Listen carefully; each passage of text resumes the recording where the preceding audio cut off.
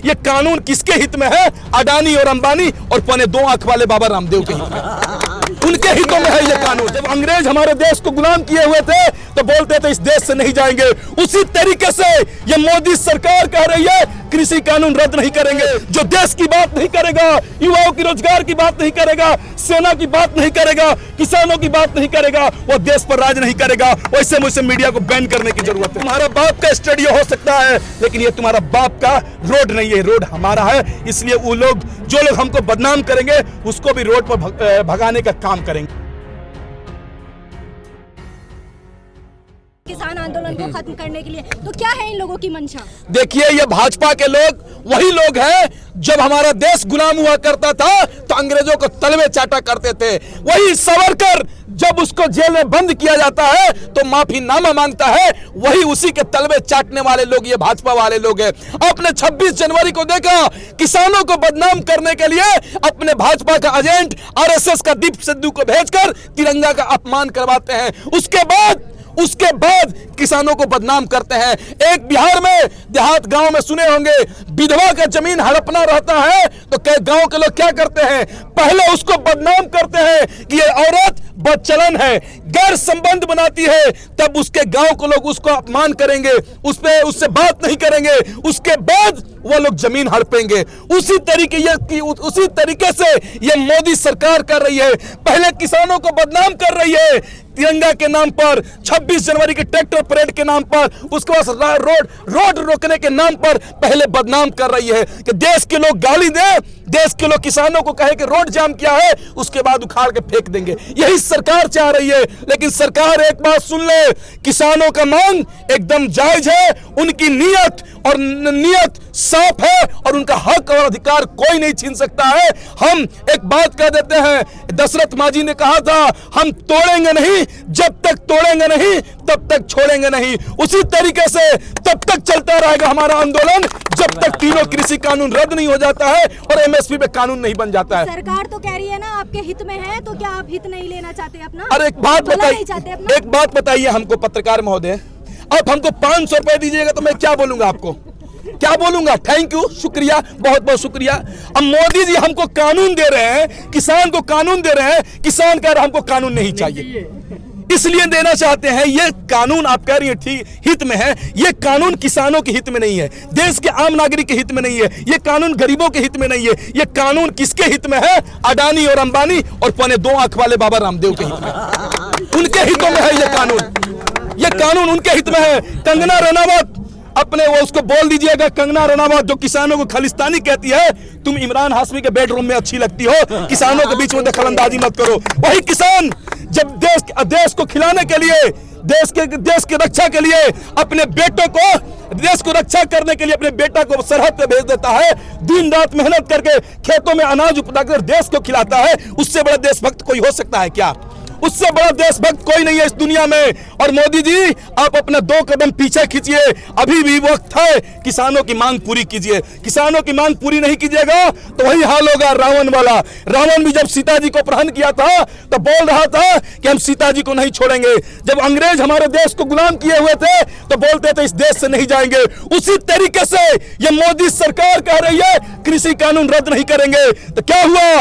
रावण को भी सीता जी को छोड़ना पड़ा, अंग्रेज को भी इससे देश से जाना पड़ा। उसी तरीके से ये मोदी सरकार को भी कृषि कानून रद्द करना पड़ेगा। थोड़ा सा इंतजार कीजिए।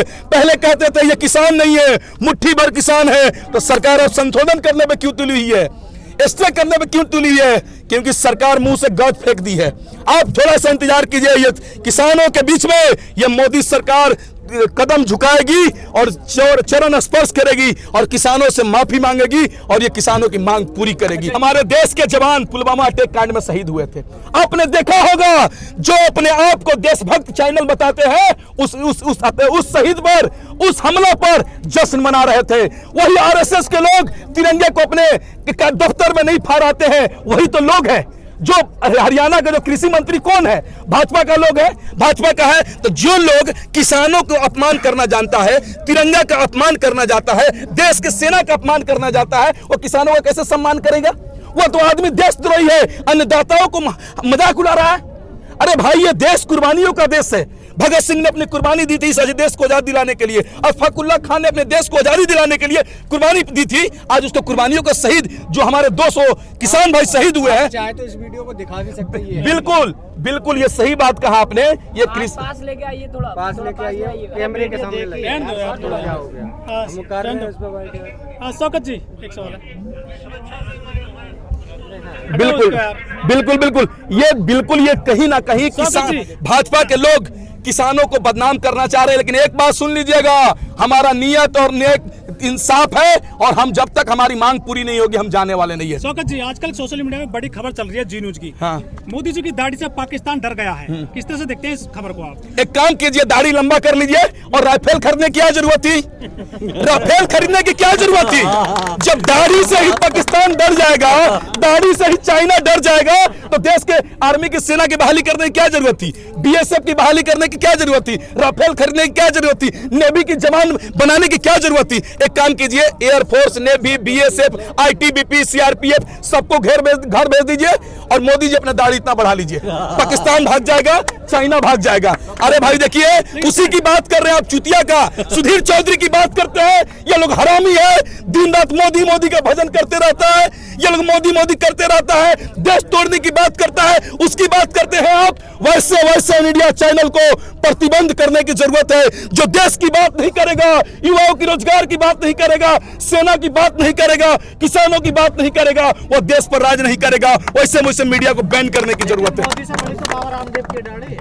और रामदेव बाबा की बात कर रहे हैं। चुनाव के समय ऐसे बोलते थे, बच्चों तुमको 30 रजत शर्मा के आज तक चैनल रजत शर्मा के डिबेट में जाते थे, बोलते थे बच्चों 30 रुपए लीटर पेट्रोल चाहिए या 70 रुपए, 40 रुपए डीजल चाहिए, 50 रुपए।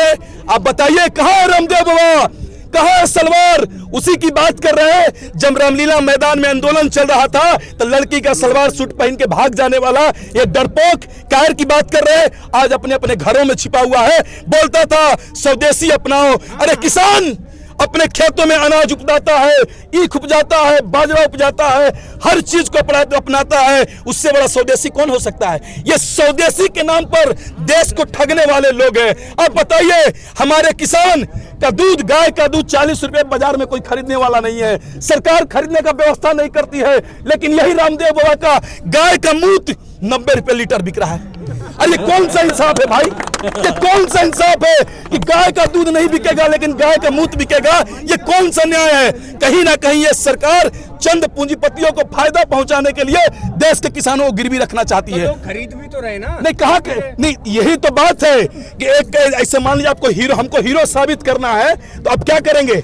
हमसे छोटा आदमी को लाएंगे। वही स्ट्रीम मीडिया कर रही है। मोदी नहीं तो कौन? गाय के मुंह से कैंसर ठीक हो जाएगा, गोबर से कैंसर ठीक हो जाएगा। स्ट्रीम मीडिया इस तरह से फुला दी है और लोग बहकावे में आ गए हैं। लेकिन अब विरोध क्यों हो रहा है? अब विरोध क्यों हो रहा है? आज तक चैनल का राजदीप देसाई को देखे होंगे, आईटीओ पे लोग भगा दिए थे। यहाँ पर आर भारत के चैनल को एंकर को भजा दे रहे थे। आप स्टेडियम में बैठकर किसानों का अपमान कर सकते हैं, लेकिन आपको भी रोड पर आना होगा। उसी तरीके से ये किसान, देश का आम नागरिक आपको भी बदनाम करके, अपमान करके इस रोड से भगाने का काम करेगा। तुम्हारा बाप का स्टेडियम हो सकता है, लेकिन ये तुम्हारा बाप का रोड नहीं है, रोड हमारा है। इसलिए वो लोग, जो लोग हमको बदनाम करेंगे, उसको भी रोड पर भगाने का काम करेंगे हम लोग। आप लोग इतना वायलेंस फैला रहे हैं। कल दिल्ली हाट में प्रधानमंत्री मोदी जी ने किसान जो बनाते हैं उनके लिए स्पेशल प्रोग्राम करवाया। आप लोग यहाँ पर देखिए कितना वायलेंस कर रहे हैं। एक वायलेंस कौन कर रहा है? ये आप खुद इतना तेज बोल रहे हैं। वायलेंस कौन कर रहा है? जब वायलेंस तब नहीं होता है जब ये भाजपा के लोग, अरविंद केजरीवाल बोलते हैं कि दीपावली में पटाखा नहीं छोड़ना है, तो भाजपा के लोग उसको तोड़ने के लिए, उस कानून को, पटाखा छोड़ते हैं।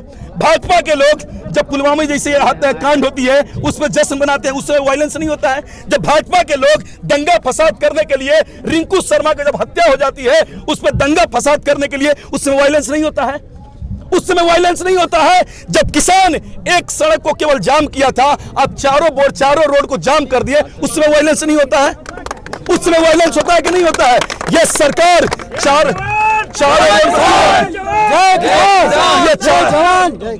ये चारों रोड को सरकार क्यों बंद की है?